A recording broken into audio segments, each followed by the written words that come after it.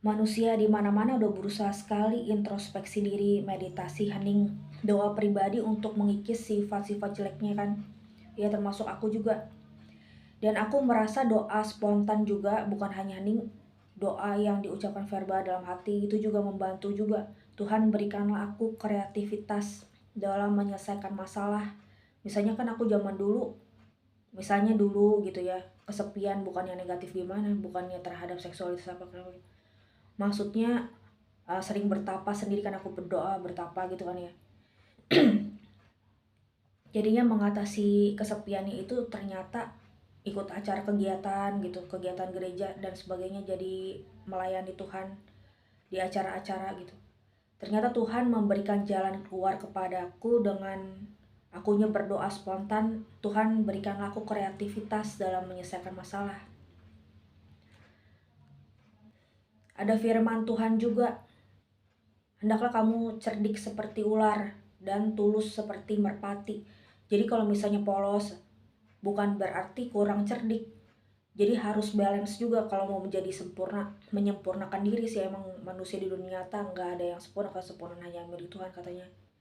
Manusia di dunia nyata berusaha sekali menyempurnakan diri karena bagusnya itu kemana-mana, baik-baiknya itu imbasnya kemana-mana, kebagusan kebaikan hatinya itu. Nah, caranya itu juga memohon kepada Tuhan supaya dapat sifat cerdik. Ternyata itu aku udah berusaha banget juga merenungkan firman Tuhan, tapi kadang-kadang yang dikabulin bukannya merenungkan metode meditasi firman gak udah pasti nggak dikabulin, tapi maksudnya kalau untuk aku kemarin-kemarin dulu itu pengabulan Tuhan doanya kepadaku melalui rumusan doa, ya Tuhan tolonglah aku supaya dapat sifat cerdik.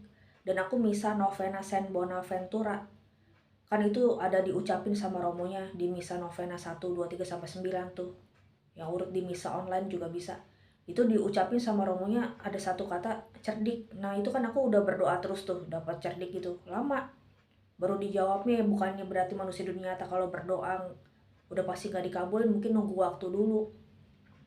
Kalau misalnya tujuannya baik ya mungkin aja, sangat mungkin Tuhan kabulkan. Kalau minta-minta sifat baik itu kemungkinan dikabulkannya jauh lebih banyak dibandingin yang apa gitu, yang agak susah tingkat difficulty doanya. Mohon cerdik juga bisa melalui perantaran Saint Paul Miki. Misalnya Santo Santa pelindung kita atau Santo Santa yang lain, kita mau berdevosi ke siapa, Santo Paul Miki, mohon doanya supaya aku punya sifat cerdik. Bapa kami salam Maria satu kali kemuliaan satu kali gitu. Agak lumayan rutin doanya itu. Jadi arti dari cerdik itu kan bukannya licik. Kan roh-roh jahat atau musuh-musuh di mana-mana tuh kadang-kadang jahatnya dia liciknya pikirannya nggak kira-kira gimana. Manusia dunia nyata sebagai prajurit Tuhan yang baik, sebagai anak percaya, menandingin kejahatannya itu ya. Kalahkanlah kejahatan dengan kebaikan. Salah satunya dengan cara berusaha bersifat baik juga. Mohon-mohon kepada Tuhan diberikan sifat-sifat yang baik. Selain cerdik apalagi yang kita bisa mohonkan kepada Tuhan.